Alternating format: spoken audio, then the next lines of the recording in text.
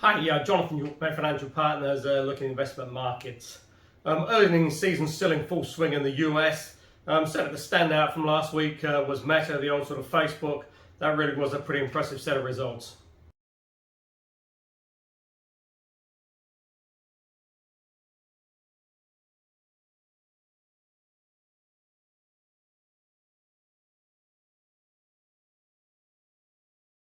And this week, all eyes will really be on Apple, just to see how that sort of behemoth is just sort of performing in what is some reasonably sort of trying conditions.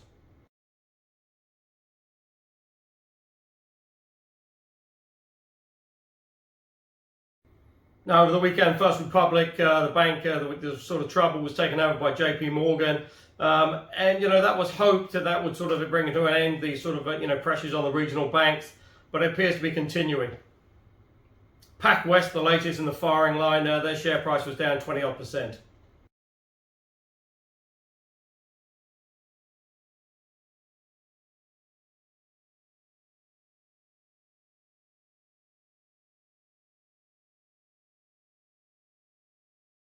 Now, with the Federal Reserve meeting this week and expected to raise interest rates by another 25 basis points.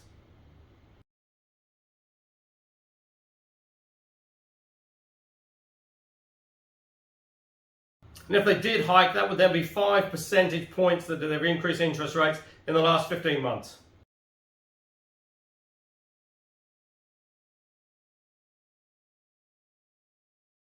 And we'll take the target Fed funds rate to 5 to 5.25.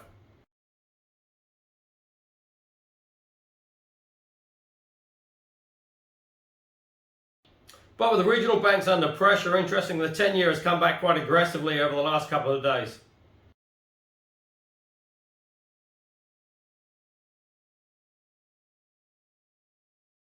That's back to 343. That was trading at sort of 556 a couple of days ago.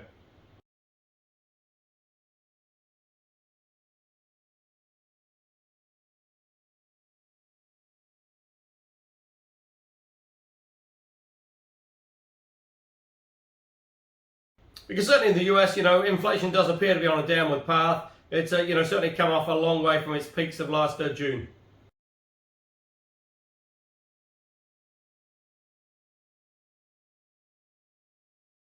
A further sort of potential issue out there is obviously the debt ceiling, and Treasury Secretary Yellen is now potentially saying that that ceiling could be reached as early as June.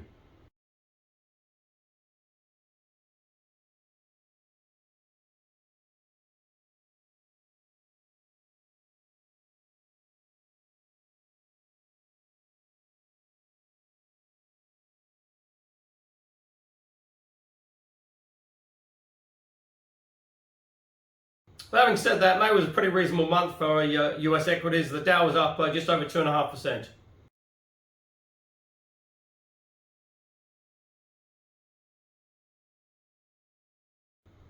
Now, we will get a further indication on the US economy at the end of this week with the jobs data. That is expected to be around 180,000 jobs created. That's down from the 236 the previous month.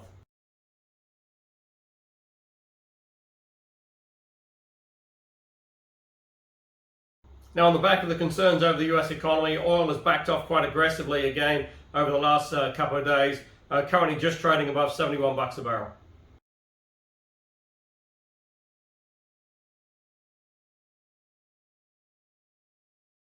Now, in the UK, it's going to be quite interesting to see what sort of a boost the economy gets from the coronation of King Charles III this weekend.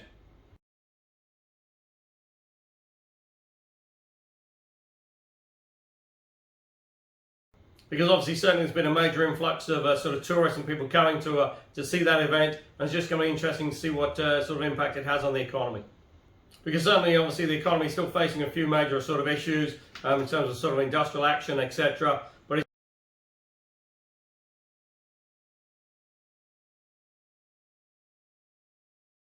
But it's just going to be interesting to see how much the tourists sort of spend and sort of give the UK economy a boost.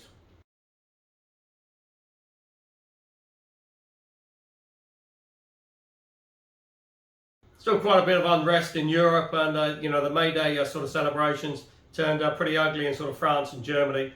Still sort of protesting, and about sort of cost of living issues. And in France, it's still that issue about the pension reforms.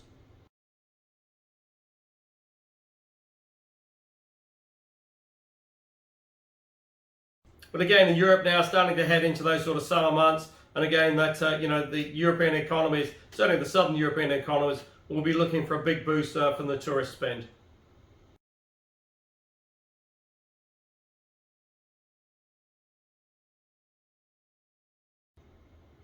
It'll be interesting to see what comes out of the Australian budget.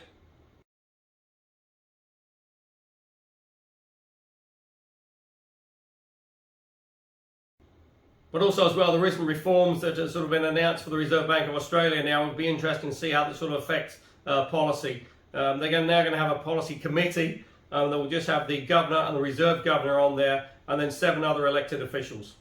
One of which will be the Treasurer, which obviously that does have some potential conflicts because he's looking at sort of getting re-elected and potentially getting his party re-elected for government.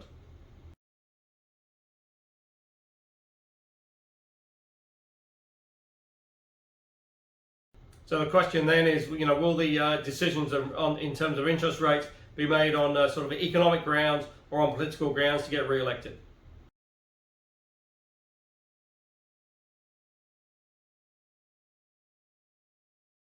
And in a surprise move when most people expected the Reserve Bank to leave rates unchanged in Australia, they did hike by 25 basis points, taking the cash rate now to 3.85.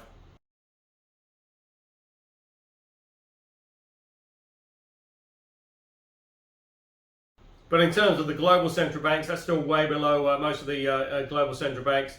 The US, New Zealand are sort of 5% or more.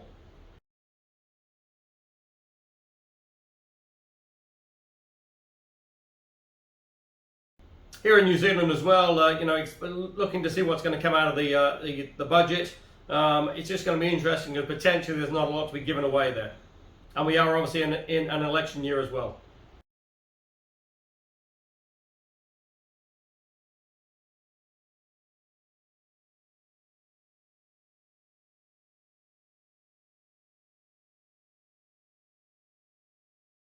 A little bit of positive news though in terms of immigration. This time last year it was looking sort of a figure around sort of net minus 20,000 leaving New Zealand, whereas currently we're looking about sort of plus 52,000 coming in.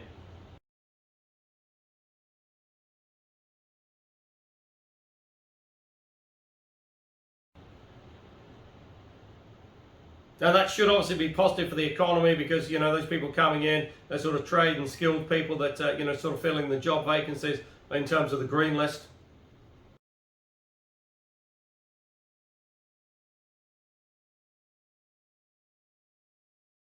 So when those people are actually employed and working and paying taxes, obviously they have to live somewhere, and obviously they're spending money in the economy as well.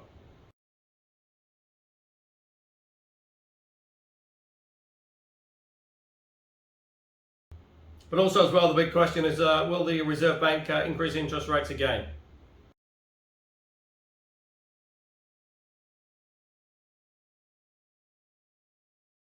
OCR currently sitting at 525.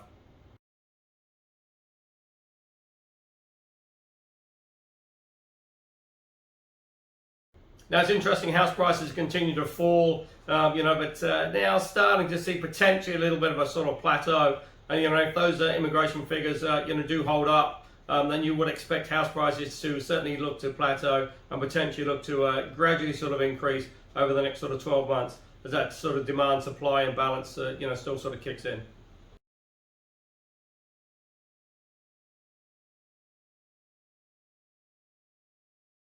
Because potentially on those numbers there's still going to be a supply shortage of housing.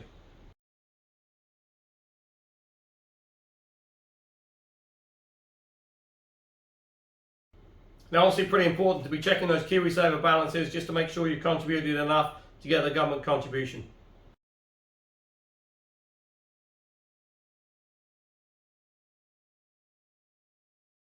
And if you're looking for income options, go to the website www.bayfinancialpartners.co.nz for lots of interesting articles, and we look forward to speaking to you soon.